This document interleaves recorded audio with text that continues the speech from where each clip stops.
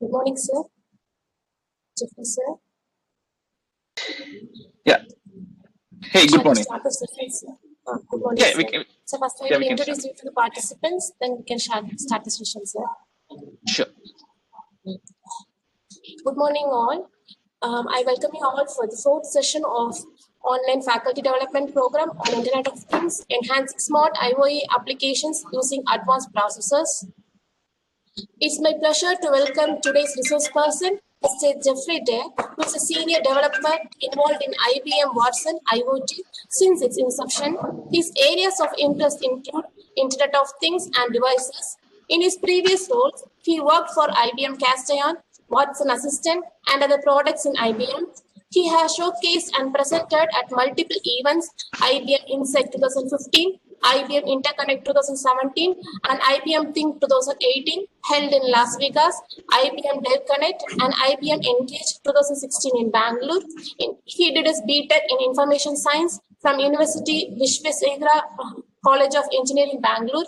He is an experienced software engineer with a demonstrated history of working in the information technology and services industry, skilled in Internet of Things, Java, JavaScript, agile methodologies, test automation, and Eclipse. Strong engineer professional with a Bachelor of Engineering focused in information technology from University Vishwesvaraya College of Engineering. Without making further delay, I request Mr. Jeffree to take over the session. Yeah, thank you. Thank you for the introduction that you gave about me.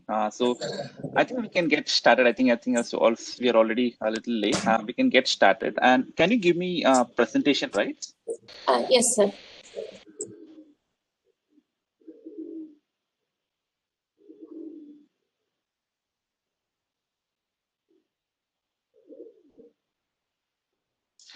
Yes, thank you. Yeah, so it's a great honor to be part of this session for the faculty development on IoT. So let's quickly get started. So let me start sharing my screen.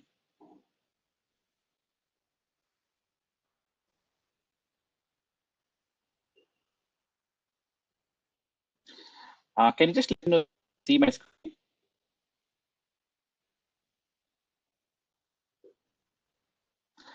Can you see my screen?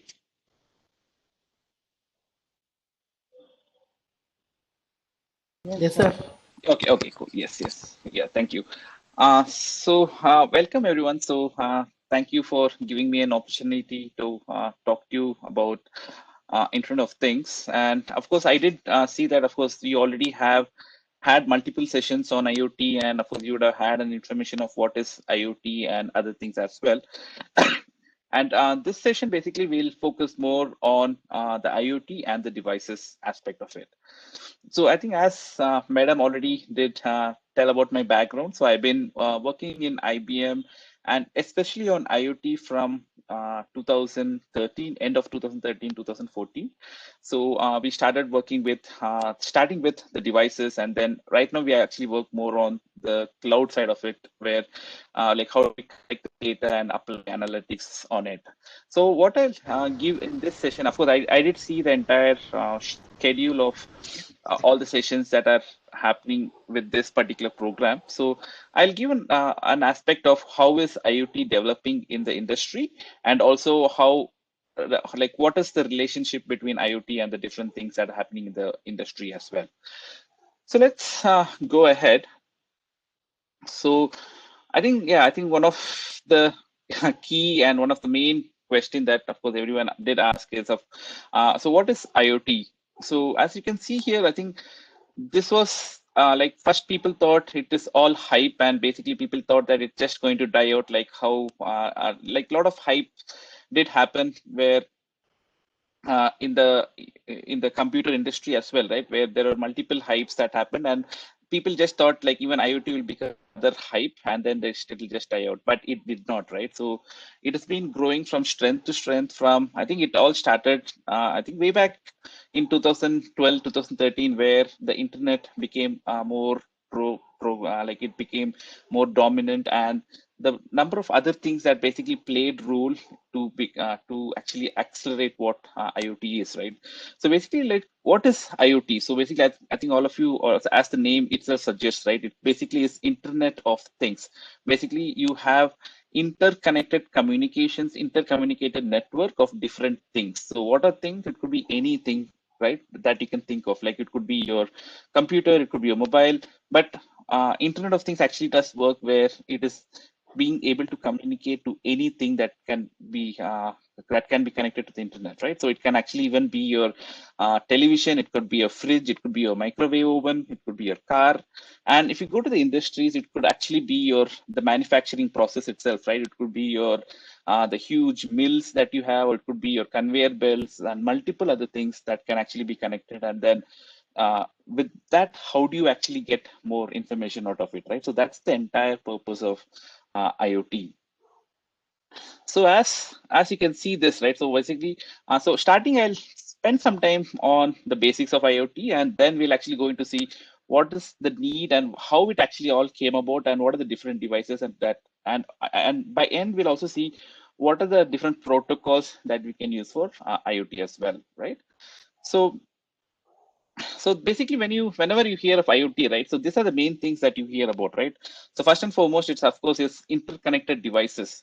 So these are the devices that can communicate. So it has to be a device that can communicate to the internet, and that could of course be like your sensors or your actuators. So sensor is basically anything that can give data, right? So it could basically be any device that can sense any data, and then it can read that data, and then it's something that can actually produce that data as well.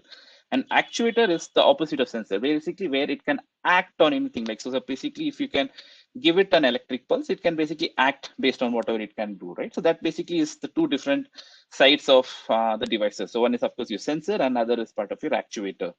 And when you have all of this running in your network, right? So basically, that's where you can actually start getting all this data. And based on this data is where, of course, how you can actually apply analytics on top of it. And based on that, basically you have, so okay, let's take an example. Of course, you have all this data, but what you do with the data is the main part, right? So IoT will actually fail if you cannot do anything with the data that it gets from all the sensors, right? So IoT is just not simply connecting to a device and getting data, but what do you do with the data, and what are the different interesting insights that you can derive out of data, right? So IoT is basically you have data, and then you apply some analytics, and you can get knowledge out of the data. So that's the entire part of IoT. So that's where you can actually start seeing this as well. So as you can see here, right? So IoT is actually now being defined in a dictionary as well. So this is the technical dictionary, of course, where it gives out an very interesting definition of IoT. So basically, it basically is the interconnection via the internet of computing devices embedded in the everyday object. So it could be any object that you use, enabling them to send and receive data. It's not just sending, but it has to be the two-way communication where you send and receive data. So that's where you can actually start seeing, and as it says, right, how it transforms the way that we live and work. So that basically is the entire concept of IoT. And also, I would like also to say, like, this can actually be an interactive session. So please feel free to stop me if you have any questions, or if you have any comments or feedback. So please feel free to stop and unmute yourself and talk as well. Okay, so we can actually start. It can actually be an interactive session. So let it not be just me talking. Let it not be a monotonous talking. But please feel free to unmute. And if you have any questions, or if you have any feedback, or if you have any comments, please let me know. Okay. So let's take an example in a real case scenario, right? So of course, all of us would have seen big billboards in cities, right? Big billboards and big advertisements that you can see. So what if that advertisement is a little interactive? So this is actually an advertisement that was put up in London, where so you can see it was just a normal advertisement where it actually is advertising the British Airways. But what's the difference in this is, so basically, as you can see, plane is flying on top of that advertisement, and the boy is pointing to that flight, and then it actually says that, see, look, this is the flight BA475 from Barcelona. So it basically becomes a more interactive, and people will get like interactive, and people will get excited to see this, right? So basically, how is all of this working is because of IoT and the cloud and everything else, right? So basically now we know where the billboard is located, so we know the GPS location, and there are multiple services that are available now, right? So there are services like Flight Radar 24, where basically you give a GPS point and it will tell you what are the flights that are going on top of it. So you know the flight number. So then, of course, if it is a British Airways flight, so this will basically tells you this is a British Airways flight that is coming from Barcelona. So now people will be, though people are now getting more engaged to this advertisement, right? So people know. So when you see an advertisement, it's just not a one-way communication, but people also can react to this, right? And this became a very viral advertisement that you can actually see, where multiple things like this can be done because of IoT, right? And as you can see here, so Kevin Ashton is basically being termed, like he has been given the he has been called as the father of IoT, because he was the one who actually coined the term IoT, Internet of Things. But even when he termed, so as you can see here, right? So what he said was, you get stuff like smart wine bottle or smart bikini or the smart water bottle, and this stuff is not Internet of Things. So what he's essentially saying is, like, you have a lot of things where it says smart bottle and all the stuff, right? So that essentially is not Internet of Things, and that things is all rubbish. But IoT is where you can turn the world of data that can be used to collect and make macro decisions on the utilization of it. So as it clearly says, right? So information is a great way to reduce waste and increase efficiency. So that is the real power of Internet of Things. So Internet of Things is not just simply connecting to some device and then showing the data of it, but with all the data that is collected, how well you can turn the data into information and knowledge, and that's how you can actually start using. So that's the entire power of IoT. So that's where you can actually see the real power of IoT.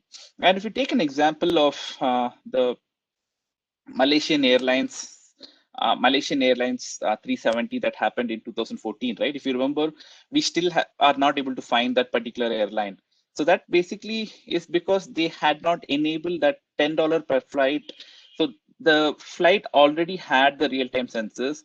So if you had just enabled that service, then we could have actually pinpointed to know where it exactly crashed, and we'll be able to find out why it crashed and all of the stuff, right? But because now we're not even able to know where it crashed, we're still not able to do all of this part, right? So that's the entire power of IoT, where with IoT, we'll be able to do a lot of stuff, but because there are multiple things and there are a lot of people who are not so open to IoT, right? So there are multiple things that can happen, right? So as you can see, this is a real-time scenario that actually it would have actually proved much better if they had actually enabled that particular access to it, right? So now let's see what are the actual benefits of IoT, right? So as you can see here, as you can see here, this page actually tells you about why do we need IoT, right? So of course, as you can see here, there are almost like 9 billion devices that are already connected in the world, and that could actually be enabled. That could be like, and this slide is actually slightly old. So the actual number could actually be almost like double or triple of this. So this devices could be anything, like it could be your computers, it could be your smartphones, your cars. It could even be like your traffic signals and everything, right? So it could be anything. Any device that can connect to internet basically becomes an Internet of Things. And if a device cannot connect to internet, it can actually go via the gateway as well. So you can have gateways, like you could have like multiple Cisco gateways or any of those gateways. So your sensors and other stuff can connect to that gateway and then start transmitting the data as well. But as you can see on the left, right, so this number basically is going to increase in the next decade. So basically, even in the next 5 to 10 years, it's going to go into almost like 1 trillion devices.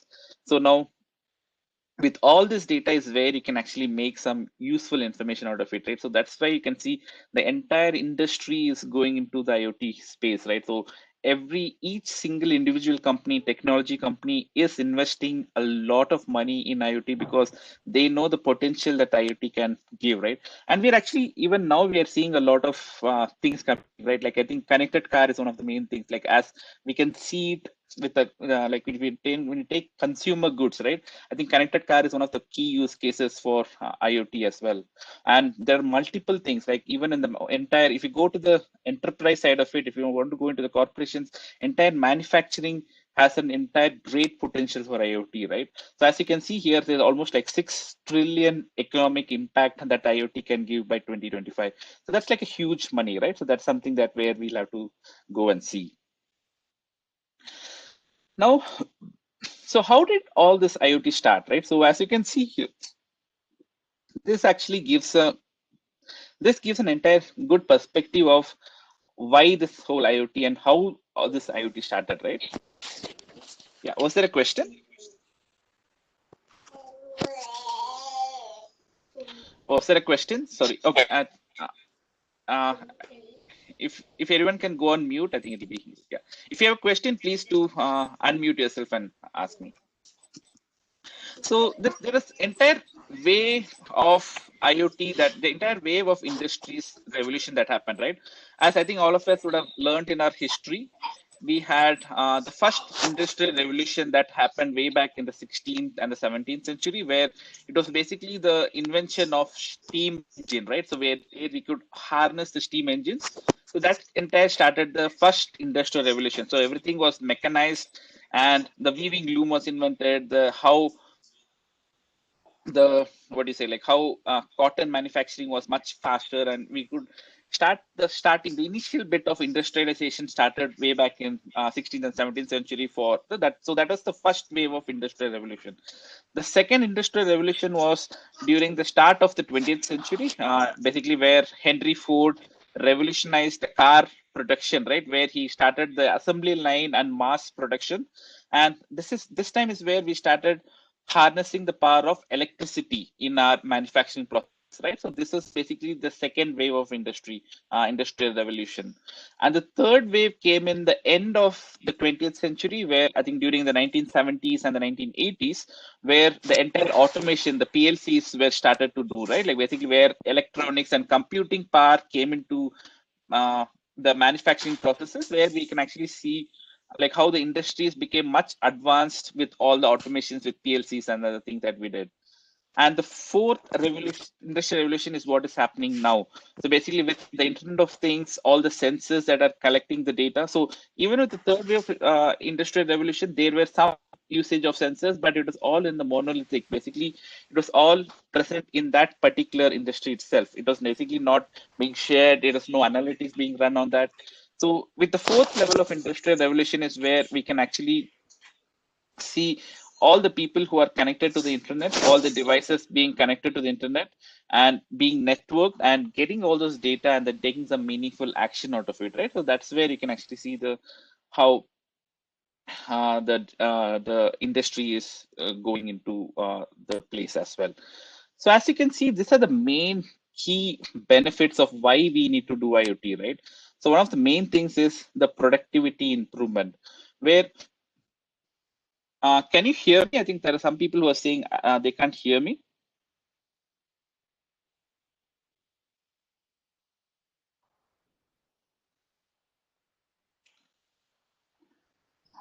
Can you put it in chat if you can hear me, or if you can tell me like you can hear? Yes, sir, we can hear you. Okay. I think I just saw one chat that said like Ponmoli, she's not able to hear, but yeah, okay. So I just proceed in interest of time. I think, of course, I think most of you can hear me, right? So I think if you cannot hear me, please, I think what you can do is you can leave the meeting and then join back and connect to audio. I think that it would be some issue in the audio channel as well. Yeah. Okay. So these are the key benefits of why every industry is actually using the IoT, right? So one of the key things is the productive improvement. So basically with all the data that we are collecting, so we can actually start optimizing all the processes that we are getting, right? So basically we can start optimizing the production of your entire facility, with which you can actually start improving the the productivity and the efficiency of the entire industry, right? And also another key thing is because of all the data that you are collecting, right, we can actually start using different analytical models. So analytical models, it could be like using artificial intelligence and machine learning to see, based on historic trends, how well we can actually start to predict and take some meaningful information out of it, right? So basically, that's where you can actually see a lot of productivity improvements and predictive analytics and predictive analysis of all the things that are happening, with which you can start taking some meaningful information out of it, right? So that's where people are seeing a huge potential in IoT. All the big manufacturing companies, so we actually worked with a lot of big manufacturing companies where people have started optimizing their entire production lines with the power of IoT. So that's where you can actually see the whole industry going, right? So one of the key things that they want to actually do is basically with the predictive analytics, right? So basically predictive maintenance of other things. So whenever you have like a big factory, right? So you have multiple components, you have like conveyor belts, you have ball mills, you have multiple motors, and if while the entire factory is running, and if even if like a single piece, like if a conveyor belt goes down, the entire factory will have to shut down, right? So what used to happen before is, unexpectedly, if a conveyor belt goes off, the entire industry or the entire factory is shut for like 2 to 3 days to get it repaired, and then it goes ahead and starts working, right? But with the power of IoT and with the data that you have, now we can take all those data, and based on historical trends, we can start predicting that when this conveyor belt can actually go wrong or when it can actually become faulty, right? So based on this insight, we can say like in the next month or next 2 months, this particular bearing or this particular bearing in the conveyor belt can go wrong. So based on that, we can actually do a predictive analysis to see when it actually happens. And then based on that, we can take a informed shutdown of the factory. So basically we can maybe on the weekend, we can take a shutdown of the factory, repair that, and then start production from the next weekdays as well, right? So this gives, excuse me. So this gives an entire cost saving for the entire factory, because it did not unexpectedly stop working, but it was all planned and then it went as per the planned thing as well, right?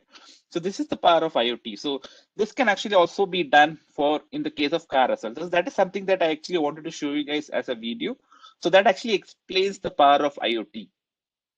So after this, you can actually also start doing rapid responses as well, right? Because now you have real-time data that you're getting from all the devices. So at any point of time, at any part of the world, you can actually start responding to events as well, right? So if you're like a truly multinational company and you are seated anywhere in the world, and at any point of time, you can actually monitor the factory and the equipments across the world as well, right? Because everything is connected, and it can actually be truly like a truly global enterprise. So that, and based on anything that happens on the other side of the world, you can actually take real-time actions on that as well. So if you're if the motor is getting too hot, you can shut down as well. So all of that can actually be automated and also can be monitored from any part of the world. And another main thing is reduction of human works, because all of this, because you're able to communicate, and if you're able to get all this data, you're able to take action on it. And this involves in reduction of human intervention, right? So this basically, whenever there's a monotonous work, humans tend to have errors in it. Like a human does a monotonous or a single work, so there could be some errors with the humans, right? So because all of this automation that is happening, we can actually start reducing all those human errors as well. So this starts new business opportunities for this particular case as well. So this is where you can actually see this as well. So what I wanted to do is I just wanted to quickly play a video. Excuse me. I just wanted to quickly play a video on how basically we can actually start seeing the entire power of IoT in an actual use case as well. So let me just start playing the video. And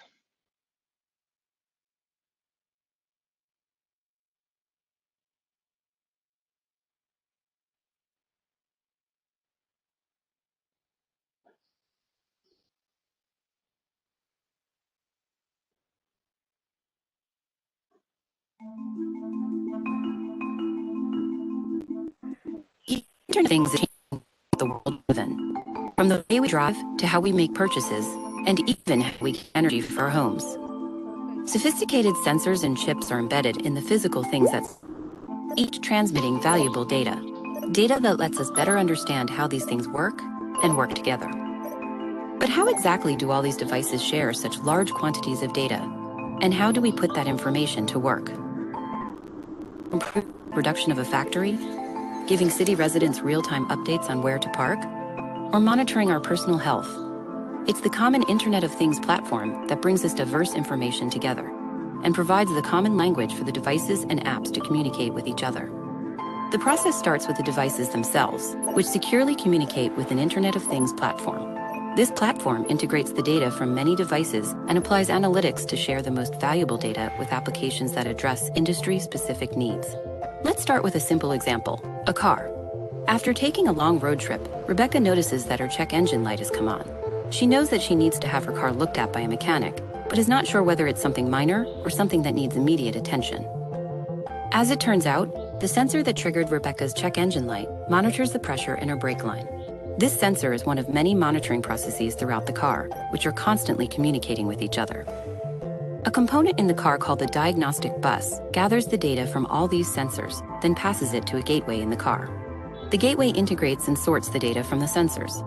This way, only the most relevant diagnostic information will be transmitted to the manufacturer's platform. But before sending this organized data, the car's gateway and platform must first register with each other and confirm a secure communication. The platform is constantly gathering and storing thousands of bits of information from Rebecca's car and hundreds of thousands of cars like hers, building an historical record in a secure database. The manufacturer has added rules and logic to the platform. So when Rebecca's car sends a signal that her brake fluid has dropped below a recommended level, the platform triggers an alert in her car. The manufacturer also uses the platform to create and manage applications that solve specific issues. In this case, the manufacturer can deploy an application on the platform called the Asset Management System. This application oversees all of their customers' cars on the road, as well as all the parts in their warehouses. It uses the data from Rebecca's car to offer her a potential appointment time to service her car, directions to the nearest certified dealer, and a coupon for the service. What's more, the app will ensure that Rebecca's brakes are covered under her warranty, that the correct replacement part is ordered, and then sent to the dealership so it is ready when she arrives. But the manufacturer's analysis does not stop there. They have also deployed a continuous engineering application that tracks not only Rebecca's car, but hundreds of thousands of others, looking for ways to improve the design and manufacturing process of the car itself. If the same problem in her brake line crops up in a critical number of other cars, the manufacturer uses applications custom built for the automobile industry to pinpoint the exact problem. They can see if these cars were made at the same factory, used the same parts, or came off the assembly line on the same day. So what do all these pieces add up to? Streamlined inventory management for the dealer, a better, safer car from the manufacturer. And for Rebecca, it means she can be back on the road faster and get to where she's going safely. All thanks to the Internet of Things.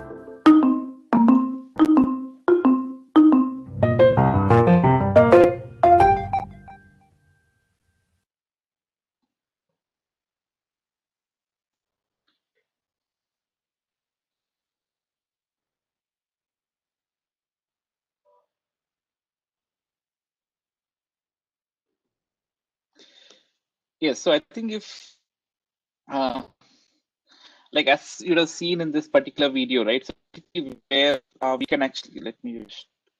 Did you guys were able to see the video, or was it blur? Were you able to hear the audio from the video as well?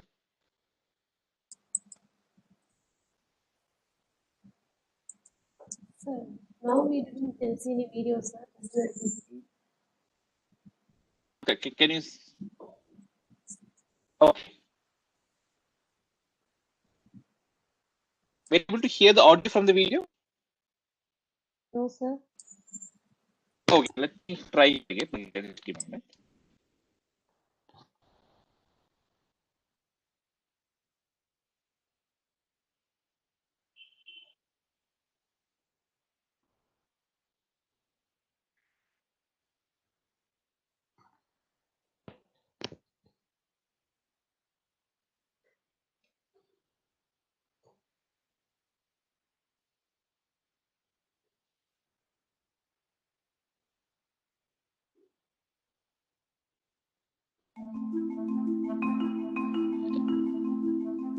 The Internet of Things is changing much about the world we live in, from the way we drive to how we make purchases, and even how we get energy for our homes. Sophisticated sensors and chips are embedded in the physical things that surround us, each transmitting valuable data that lets us better understand how these things work and work together. But how exactly do all these devices share such large quantities of data? And how do we put that information to work?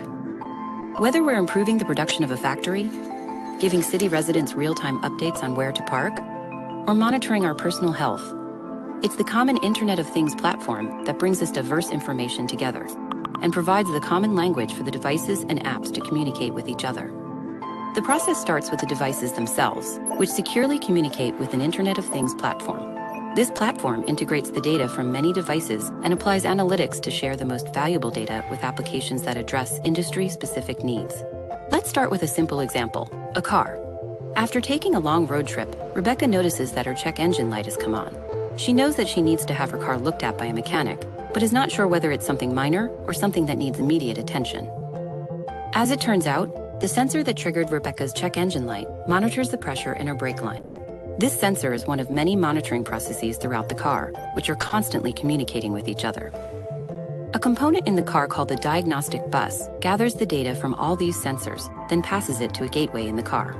The gateway integrates and sorts the data from the sensors.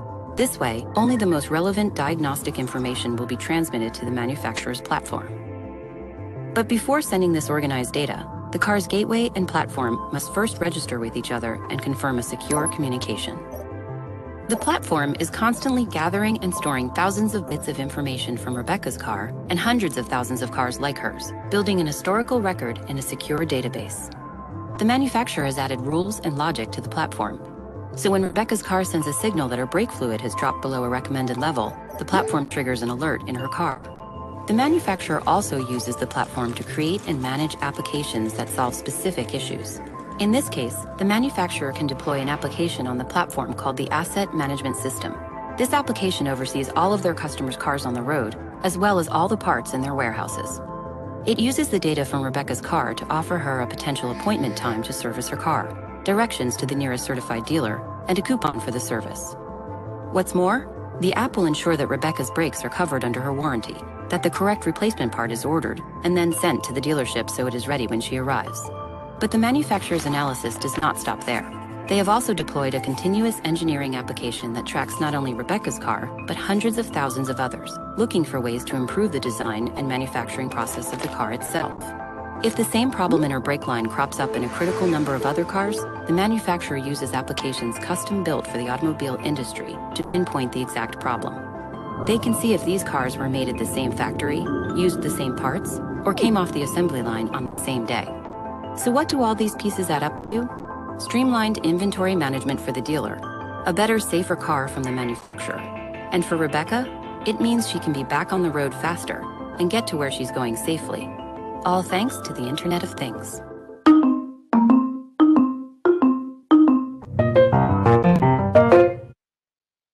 Yes.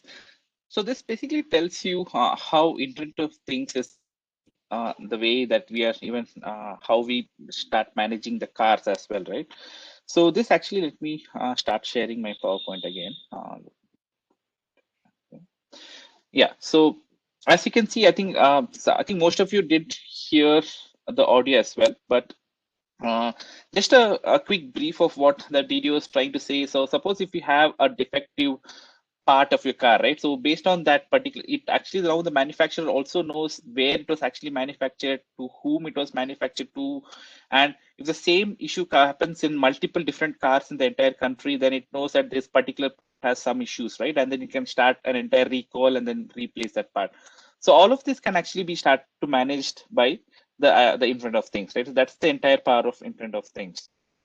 And also another aspect of it is, so currently, I think most of you would have a car, or you know, like what is the experience of owning a car, right? So basically, every excuse me, every 6 months to 1 year, we actually go for a periodic maintenance of the cars, right? Where we actually go and get it serviced. But wouldn't it be cool if actually the sensors on the car starts monitoring your entire the car, and then only when it actually has a part that has to be changed or a part that has to be serviced, then it basically tells you that information, and then it actually also can. Can you hear me, guys? I think You are I clear see and some. audible, sir. I did see some message saying that no audio. So yeah. Yeah. So basically, where you can actually, so what as I was saying, right? So wouldn't it be cool, like based on if your car and it actually intimates you and also the service dealer to say that this particular part has to be changed, and only then you actually go to the service. So instead of going every 6 months or every 1 year, you can actually go only when the car needs servicing, right? So that becomes a much more cleaner way to go for your entire servicing business instead of simply going every 6 months. Like what if every 6 months you don't even need part, right? Like you don't actually have to keep going every 6 months, but only when if your car needs any part that has to be serviced, then you actually go to the service center. So this entire changes your entire experience with the service provider, right? So that's the entire thing. And there are multiple cars even in India that are actually started to do this. I think the Maruti and Honda have started the connected car where it starts monitoring your entire the processes of your entire car as well.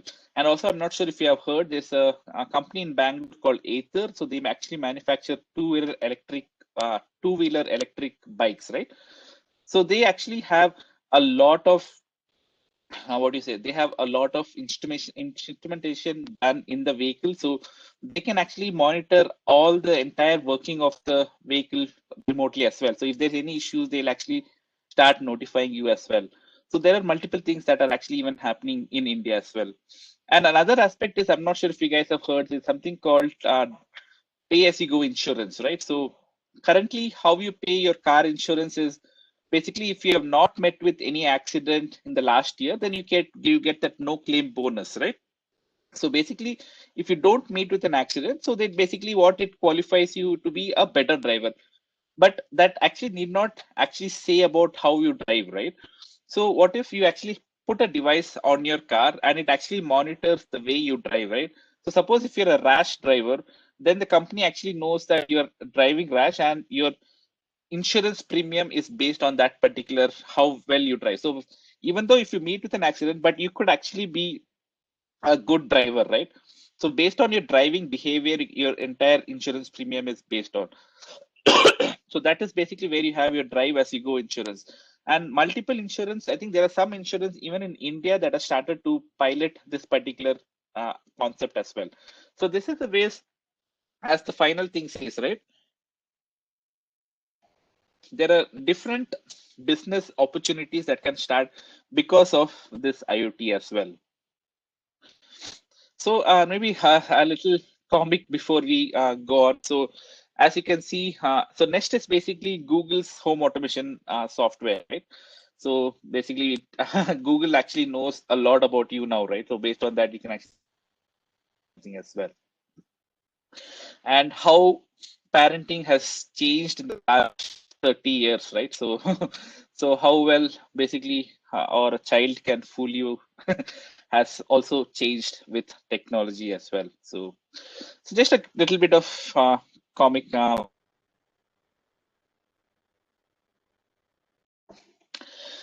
So what real driving force for IoT, right? So one of the main things that, so of course, like sensors and internet was there for a long time. Like how did all of this became 5 to 10 years, right?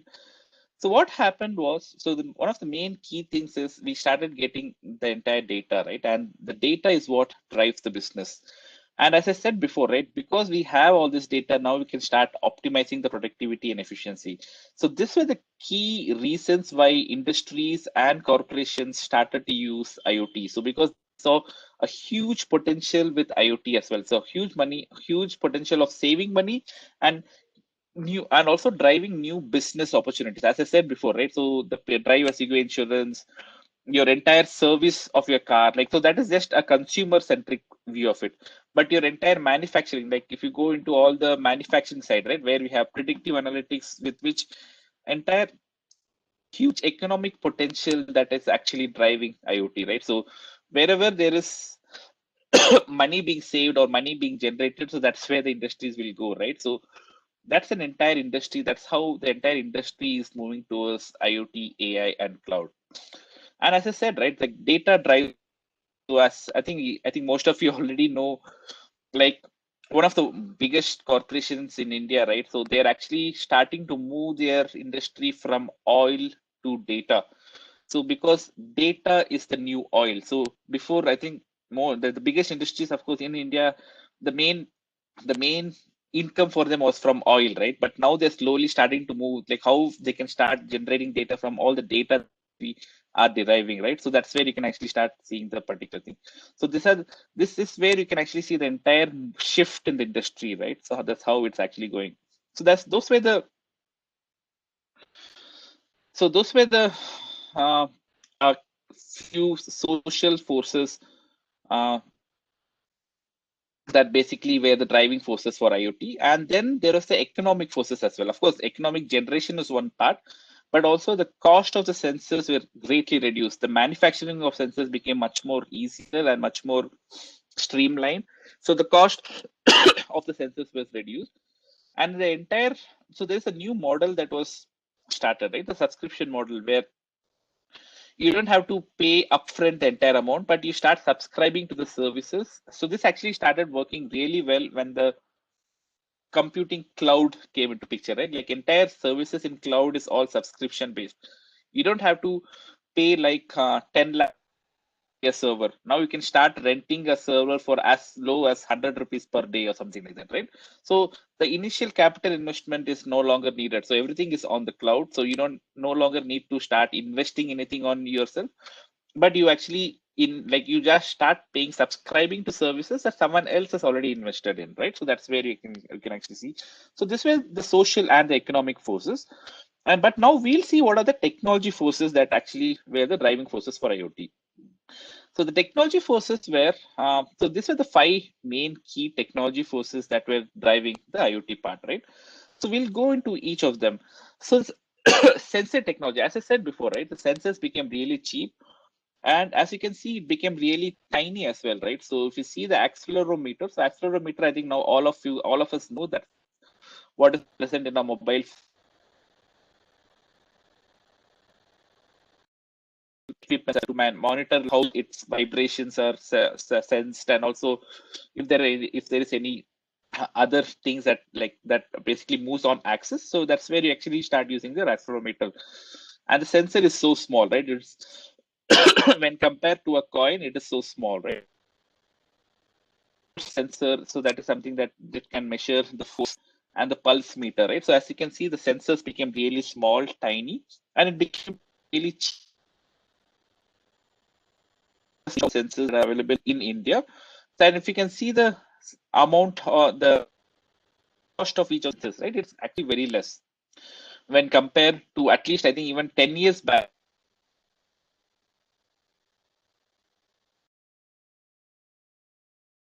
And because of that, the entire the cost has greatly come down, and there is a wide variety of sensors, right? I think there is sensor for each of this. I think most of you, I think, would already know, but there is a wide sensor for anything, like from sensing gas, from sensing smoke, from sensing light, from sensing color, temperature, rain, PIR, water flow, IR, gyroscope, humidity, everything, right? So there's a sensor for most of the things as well. And using all these sensors is where you can actually derive the true value of IoT. So the second aspect was cheap mini computers, right? So now you actually get great computing power at the size of a small coin, right? So this particular coin, the Lily Tiny, has like a pin count of 8, a flash memory of 8 kilobytes, an operating frequency of 20 megahertz, and it has 8 IO pins and 6 in IO pins and 6 interrupts. So can you guess the price? Can you guess the price of this particular device, right? So this device is just $4, so that's approximately like 300 rupees. So you get an entire computer for 300 rupees. So this basically became the true driving force for IoT, right? So that is where you can actually see where these are the main driving forces for IoT as well. And as you can see, multiple devices. So as I think most of you know Arduino Uno. So this basically is a microcontroller. And this particular, a single controller can control the entire traffic signals. And so there's a lot of things that you can do with this particular controller, right? So this is the where you can actually see the true power of IoT and the sensors as well.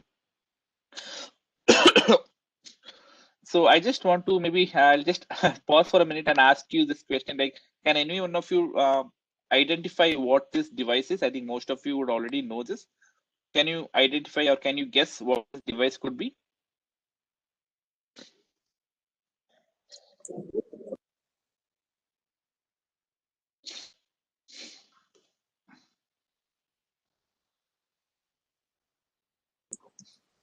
Just like a normal Okay, I think I'll PC. just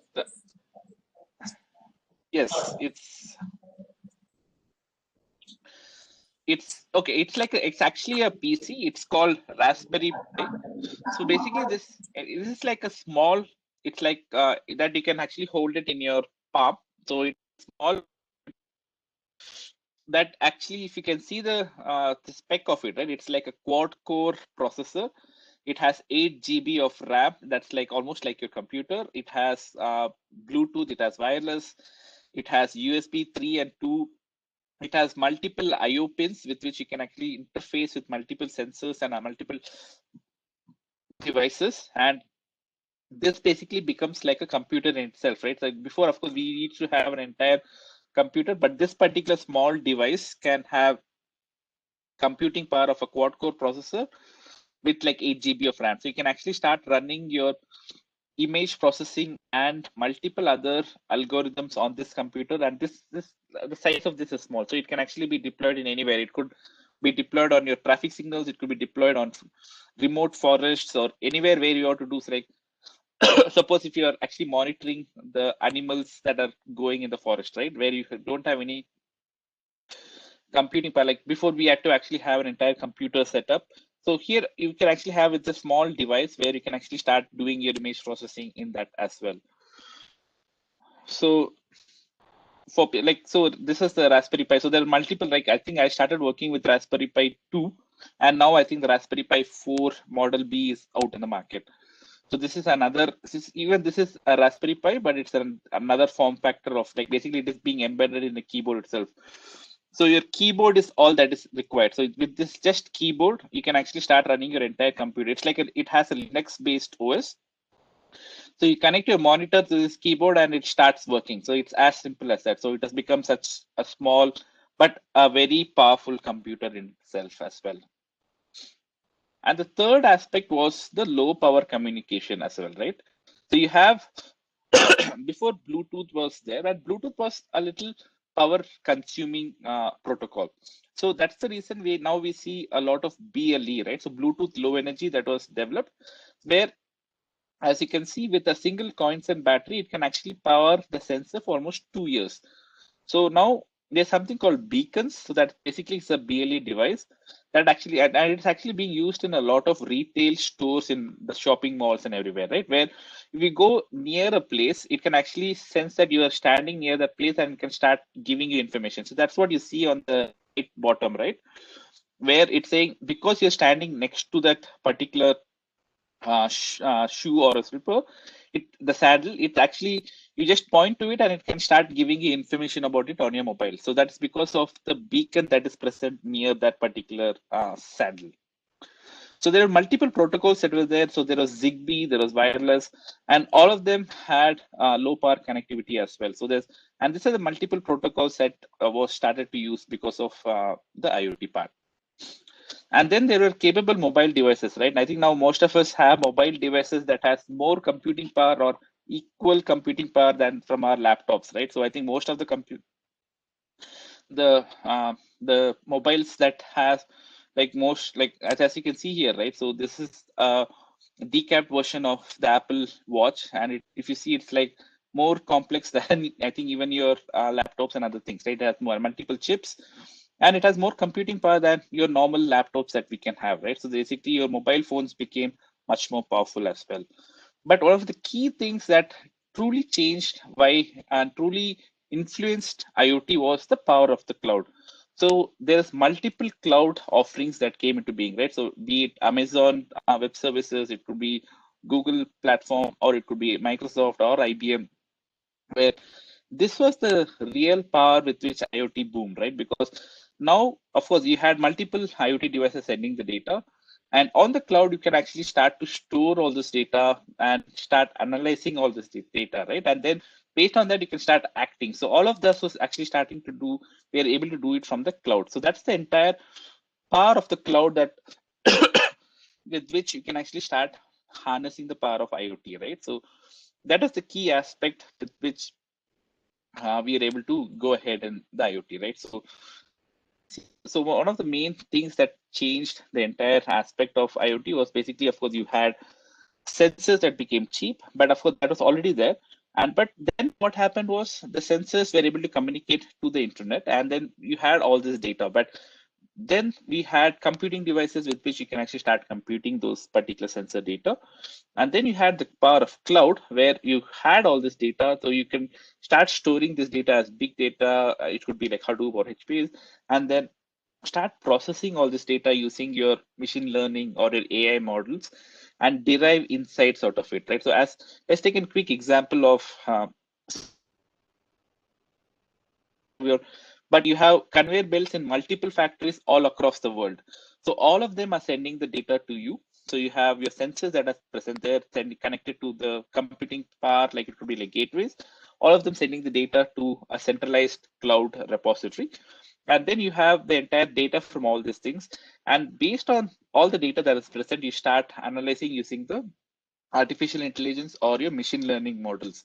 And based on that, you can start deriving various insights, like if there is any issues in any of those conveyor belts, or you can pinpoint to that particular factory to say that that particular factory's conveyor belt might break down in the next month or two. You can start servicing those, right? So because you have this entire connected thing, that is because of IoT is where you can actually start deriving all these insights from. So that's the entire power of IoT, right? So as it clearly says, right, you have a more robust, cheaper, and flexible data repository with big data storage and analytical tools with which you can actually start doing this as well. And as I said, like, because I think that I just wanted to give one example of how, of course, we did see an example of the car, right? So this is the device that actually sits in your car. So basically, this is like a Golo device. So this is actually manufactured by Launchtech. So this device actually goes, I think most of you would have already seen, I think there are multiple things on Amazon as well. So if you can click on, stands for onboard diagnostics. So this actually is a device that can be plugged into your car. So it can actually read multiple things. It can read your vehicle speed, your RPM, your mileage, what is the gear you're driving, and how much brake you're applying, the coolant temperature, and the GPS data. And it can actually communicate directly with your the 3G network using your SIM card, or it can also connect to your Wi-Fi. So based on this, you can, as I said before, right? So you had your insurance use case where you, based on how you drive, your insurance premium is there, right? So you get actually all this data. So that's where you see your how well you're braking, how well you're accelerating, how well you're changing your gears. So all of that actually are parameters with which you can judge how well the driver is driving, right? So that is where you can actually start doing. So this is the device. I think most of the cars in India already have this. So if you can just plug this device into your car, you'll be able to start using that as well, right? So that's where you can actually see. So as I said before, right? So these are basically the main things, like where you can have devices and platforms. I think here I just want to I just want to highlight this particular point of the energy harvesting devices, right? I'm not sure if you guys have already heard. So energy harvesting devices are the sensors, basically where it does not rely on the battery for the electric power. So it could be basically, I think, because I think as we have become, like, there are a lot of sensors and a lot of things that are coming, like how we can utilize the power of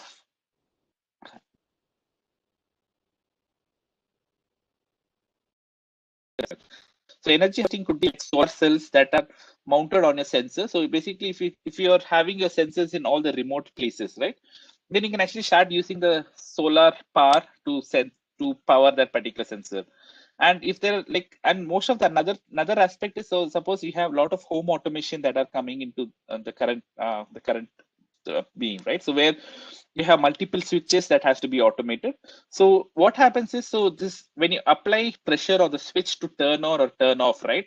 So there is some level of mechanical energy that are actually present that you push the button, right? So that particular energy can also be transformed into electrical energy, and it can be used to power the sensor as well. So lot of like the IoT based sensor for switches in your home, right? That is actually powered by just when you press the button, at that time it actually takes the pressure of your, when you press, right? So it actually harvests that energy to power the sensor, and that using that it actually transmits the data. So there are multiple new ways with which you can actually start using the sensors as well. And another key aspect of IoT is, I think most of them are afraid of using IoT is because of the privacy issues and the security aspect, right? Because now you have a lot of data that's your personal data, and even for corporations, it will be basically when you have like all this data from your conveyor belts, or all of those could be like trade secrets, or it could be very personal to that particular corporation, right? So that's where a lot of corporations are very hesitant to use IoT because of the security and the privacy aspect of it. I think I'm not sure, I think, but I did see, I think there was a session on security and privacy, but most of the companies, technology companies like IBM or Microsoft or Amazon, all of them are investing a lot of money on the security aspect of IoT, because that's the key thing that differentiates individual platforms, right? So because how well you can secure the data is where you can actually get the real power of it, right? So that's where you can actually start using that as well. So so that's the gist of basically all the things that you can actually start. So this is like, in final, I think these are the 5 key things that you can actually tap into the IoT value, right? So as I said, first and foremost is to connect and control the devices. So it just connects and also control the devices. And then you have, how do you collect and manage all this data? Because as you know, like the data will be huge, right? So even if you have one sensor, but it will be sending a data at every minute, then also you'll have huge number of data. How do you manage those data? And based on those data that you have, how do you understand and analyze all those data? So based on all the data that you collect, you analyze those data. And then based on all those analysis is where you can actually start acting and reacting to that particular thing. So that's where you can actually have the entire IoT. So this is basically on the IoT benefits. What are the driving forces and what are the different devices? And because we are also looking at the devices aspect of it, right? So I just thought, how do we communicate the devices with the platform, or how do individual devices communicate with each other, right? Because that, I think, is one of the key things that you'd have to know. So HTTP was an old protocol that already did exist, right? So HTTP was a TCP-based protocol, of course, that was used to communicate documents for the World Wide Web. So that basically is internet, right? So all the hypertext documents had hyperlinks, with which it links to other resources, so people can click, and then it can start. We'll be able to communicate media information as well, right? But this was not. This was like, in the beginning, it was being used for even the IoT purposes as well, but this did not solve most of the things, right? So that's where a new protocol was invented called MQTT. But as I said, right, why do we need another protocol for IoT, right? Why can't they use HTTP? Because it's already there. But IoT needs were a little different, right? It's not just a request and response, but we need to act on events, and based on an event, how do we subscribe and publish it, right? So that's where we actually need another protocol for IoT. So IoT needs, as it says, right? So it's like many to many communication. So HTTP is always a one-to-one communication, but here with IoT, we would need many to many. Like it could be like multiple communicating to multiple applications as well. So as I said, like one application could be listening for just real-time events, other application could be listening for all the analytical events and all the stuff, right? So it could be many to many, and it should be event driven. So as and when an event happens, it should do something, right? So that's where it's all should be event driven. And it should be a stream of small data packets. And also, as I said, right, the sensors could also be in remote places. So there could be, the network could not be, will not be always reliable, right? So it should also work in an unreliable network as well. So all of those were the needs for IoT, right? And of course, privacy is something that is already needed. And the scalability and the power consumption has to be less. So that's the reason MQTT was invented. So MQTT basically stands for Message Queue. It's like it's also a TCP based protocol. It's like for a client server, but it's a publish and subscribe messaging protocol, and it's very lightweight, open, and it is designed for machine to machine communication. So that is, in our case, basically it becomes like a sensor to sensor communication, right? So that's the reason where we have MQTT. So MQTT was invented by IBM. I think it was invented way back in 2000s. But it was actually, now it is completely open source. So it is given out to the open source community, and it is currently being handled by the Eclipse open source community. So the entire MQTT is open source. So this is the communication model. So as you know, of course, both are client server protocols, both communicate over TCP. But here the server accepts the request and sends the response based on that. So here we have a broker that becomes like between two different clients as well. So in HTTP, we had get, post, put, patch, delete. In MQTT, it is much more simpler, where we have connect, subscribe, unsubscribe, publish, and disconnect. So let's take an example of it, right? So suppose you have 3 events, okay? So you have like where like you have like a person comes into a room. So and you have like 2 mobile phones. So what happens is, in a normal HTTP, so this cannot directly work, right? You'll have to keep making requests to the server to see if that particular person has come. And because now we want to be event driven, so what will happen is, so you have this broker, and both the mobile phones subscribe to a human presence event. Okay, so in this case, event is like a topic. So you have a topic called human presence. So both the mobile phones subscribe to this topic called human presence. And there's another client that says, so that's the actual sensor. Okay, so the sensor, whenever it senses, it publishes to this human presence. So whenever client C knows that there's a person who is coming in, it says human presence detected, and it will publish that particular data. So all those who are subscribed to this human presence will start getting this data. So this is proper event driven programming, right? Where whenever an event occurs in client C, it just publishes it to the broker, and broker ensures that all the subscribers who are subscribed to that will get the data. Okay. So that's what it says, right? Whenever human presence is there, it publishes the motion detected to all those people. So the client A and client B both will get that motion was detected in this particular client C. Okay. So this is an architecture of how the broker works. So broker is like a server, and you have topics in the broker. And you have multiple clients, and all of those is based on TCP and based on the network as well. So let's take a use case, right? So I think this is a use case. I think we'll just take this use case, and then I'll just show a quick example of it, and then we'll actually maybe close this session as well. So the sample use case in this case, basically you have like a conference room. I'm getting an echo. Sorry. If you guys can go on mute, it'll be. Yeah. So if you take a yeah, thank you. If you take a conference room, right, and then you have light sensors that are. I'm still getting an echo. Sorry.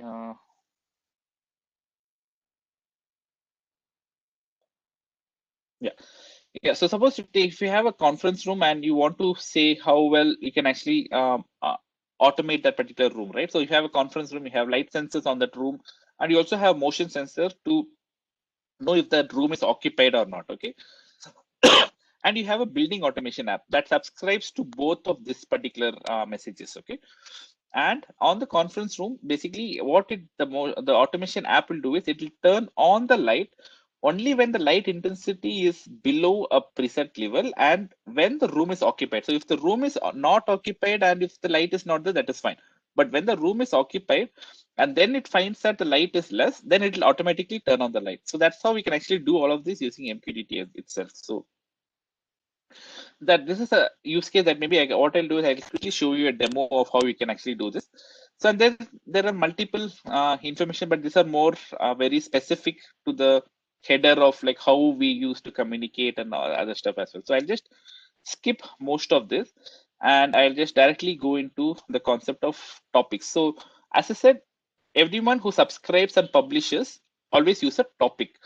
And topic is actually like it's a hierarchical topic as well. So we can actually use multiple things. So as you can see here, so you can have like a tower A, you have conference room, and you have temperature. So this is a topic, and devices can publish to this particular topic. And but there could also be multiple floors as well, right? So each of them will start publishing to that particular topic as well. So that is something that you can use to subscribe, to use to publish. And subscription can be, you can do wildcards as well. So suppose like a building application automation app, right? So that will subscribe to all the devices, right? So you can just say, I subscribe to all tower A. So that's what here the below, right? So tower A ground. So all sensors in tower A ground will be subscribed to this particular topic. So that's what you can actually do. And as I said, the performance for MQTT is much higher. As you can see here on 3G and Wi-Fi, the number of messages that it can be sent per hour, right? So HTTP is just 1,700, but MQTT is almost like 1,60,000. So that's like almost like a huge difference that you can actually see here, right? So that's where you can actually start. That is the reason where we can actually start using the MQTT for IoT based. Of course, MQTT cannot be used for internet like your normal HTTP based, HTML based document. It's basically only for machine related, like sensor related data. And also the messages per hour. So multiple things that you can actually use for the comparison between MQTT and HTTP. And also the battery consumption, the power consumption is also really low for MQTT, because this is one of the key aspects that you will have to monitor when we actually start using this, right? So that's the reason as well. So now what I'll do is I'll just quickly show you a demo of MQTT,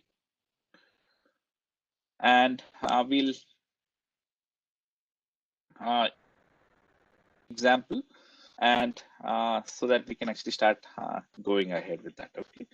So what I'll do now is,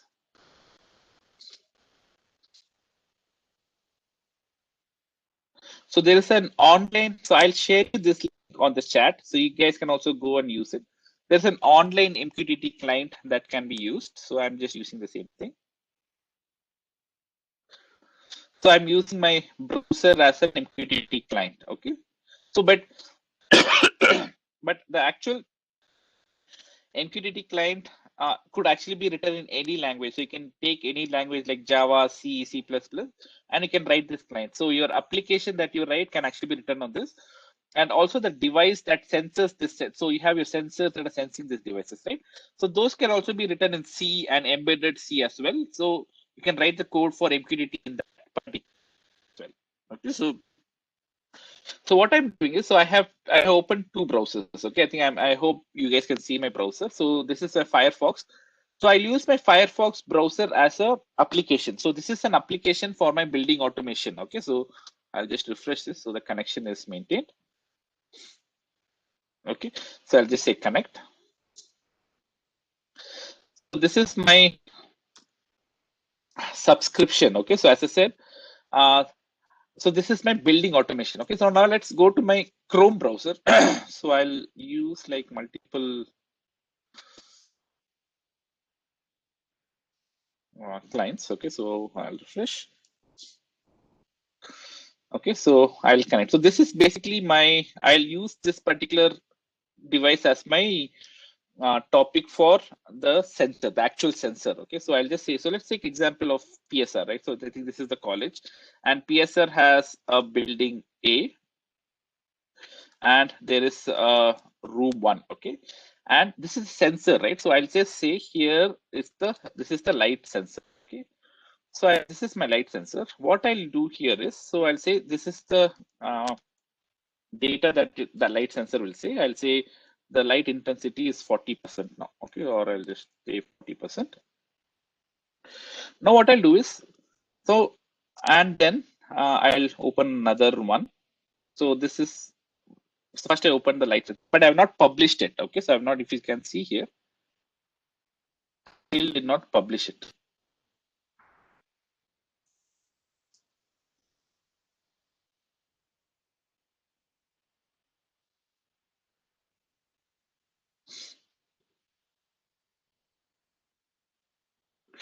Okay, I'll now one more slide, another one I'll say occupancy sensor. Okay, so this basically tells if a person is there or not. So I'll just say here, it will give me a number of person in that room. Okay, so I'll just say right now it is two people inside that room. Now what I'll do is I'll go back to my application and I'll subscribe. Guys, can you see my screen? So right now I'm sharing my browser screen. Yes, sir. The screen is visible. We can see, right? Okay, I think I see some people are saying screen is not yet, so I just thought I'll just ask. Okay, so on the subscribe, so this is my building automation app, right? So what I'll do is I'm subscribing for all the sensors in this meeting room. So I'll say there's a wildcard character, so I'll just say this. Okay, so when I do this, all the events from this particular room one will be visible on this. So I'll just subscribe to it. Okay, so right now I've subscribed to it, PSR building A and room A. So now I'll go into this. I will send this particular event. Okay, that light sensor event. I'll publish this. And if I come to my application, you saw here, right? So I got this message. So my actual application now knows that the light intensity in room one is 40. And also I'll say the occupancy is 2. I'll publish this. And now you can see the occupancy is also 2. So as you can see here, we'll actually know what is the occupancy, and so the building application automatically knows.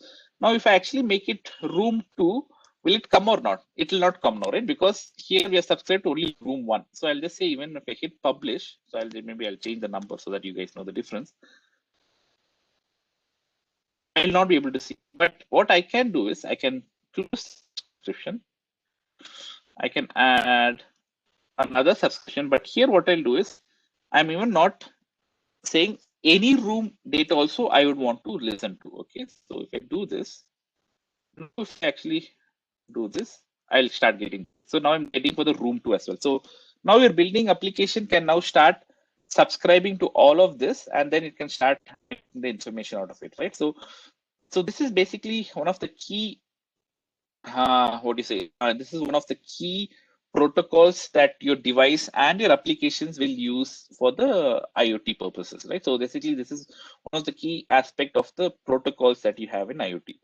So I think this is all I had for sharing with you guys today. Of course, I started off with what is IoT, what are the benefits of IoT, what are the different aspects that you can actually start using for IoT, and what were the driving forces for IoT, and a few use cases of how IoT is used, and what are the different network protocols that we saw for the IoT part, right? So this is basically what I wanted to share with you guys.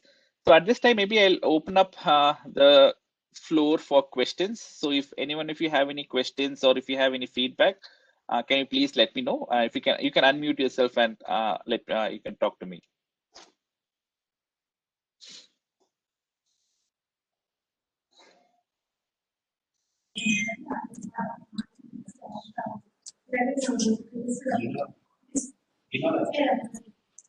Participants, if you have any queries. Okay, sir.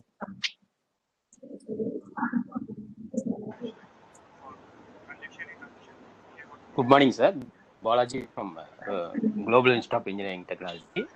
Sir, what are the... Good morning. Good morning, Balaji. Tell me. Yes. What are the specific security issues will rise when you transfer data from one IoT device to another IoT device, sir?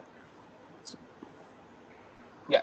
Okay. So there's a lot of security risk, right? So suppose if you're just sending it in a normal TCP, right, without any security, so there could be a man in the middle attack, so where he can sniff off all the data that your devices are sending, right? So that's where you actually have to start using encryption when you send the data, right? It has to be, of course, on over HTTPS, or it has to be, even MQTT supports TLS based encryption. So if you start sending the data over TLS, of course, man in the middle attack can be avoided. So that is the one aspect of security.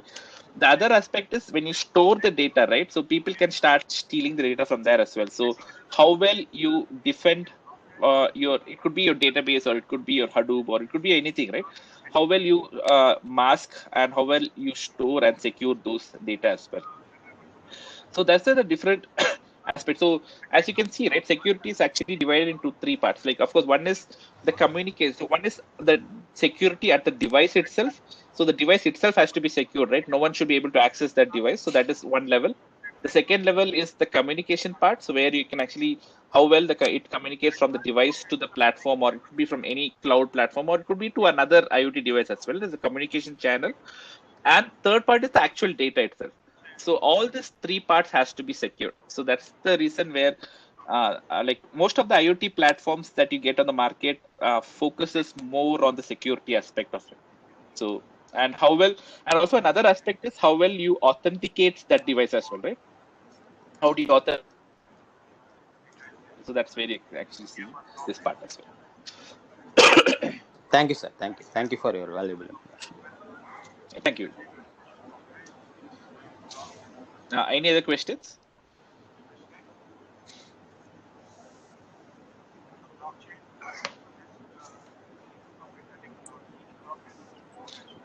Any other questions, participants? Good morning, sir. Jeffree, sir. This is Dana. Yeah, tell me. Sir, actually, for security purpose, you have been implementing many circuits, I think. Is it possible to implement puff circuits? That is physically unclonable functions. There are so many types of puff circuits for security purpose. That is for generating keys. uh, Generating keys, that is we are using many devices in IoT, and each and every device has to be secured. For the purpose the puff circuits are implemented. Is it possible to implement the puff circuits, I'm asking? So have you heard about that, sir, the security purpose? Yeah, Is it sorry. I heard most of the question, but I was not able to hear what what do you want to generate? Pub circuit, Actually, you said. Sorry. puff is a circuit that is physically unclonable function. It is a Okay. device to generate the keys. Okay. For any application, you Correct. can use this. So, is it possible to implement this type of circuits in IoT devices? Okay, I got okay. No, no. So that particular device still has to be separate, right? So that cannot be done in the IoT. So IoT's aspect is just to sense the data and get the data, but the to authenticate and other stuff is where, of course, you can actually use the circuits like this, where of course you can generate the keys. So based on the same key, you'll have to generate in like both at the device and cloud side, or at the other device side as well, right?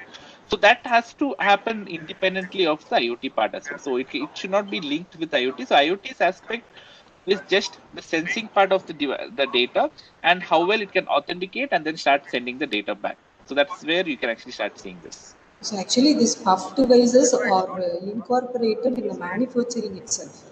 So we are not using this circuit separately for generating the keys. So while manufacturing the device in a chip form, this circuit is manufactured, is incorporated during the manufacturing.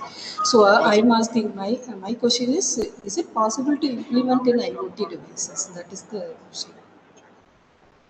Okay. Okay. So Okay. I think this, as you said, it is possible. I think. Sir. Yeah. Yeah.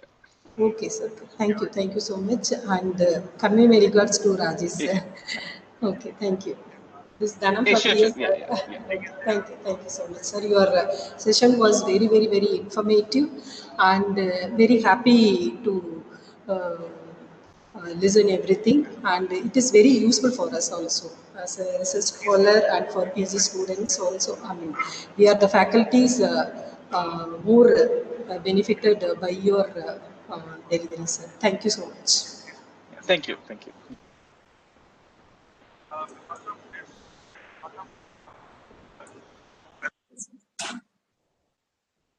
Thank you, Mr. Jeffree, sir. for spending your valuable Thank you. time with us.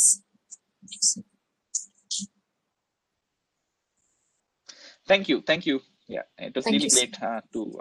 Yeah. Thank you. Thank you, sir. Participants, we have uploaded that attendance link in the chat box. You just fill it. You can leave the session now. Next session will be handled by Mr. Sindhil Kumar Murugesan sir from GAY of Healthcare. You just join the session by 11:25 itself. Thank you, everyone. You can leave now. I just have shared the link to the MQTT client, so if anyone is interested, can use that as well.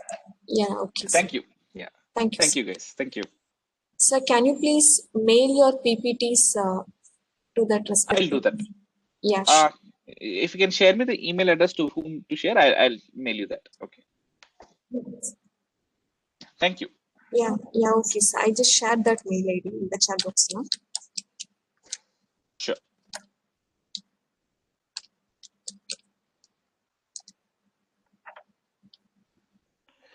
Sure. I'll send the PPT to this particular thing. Okay. Yeah. Okay, Sure. sir. Thank you.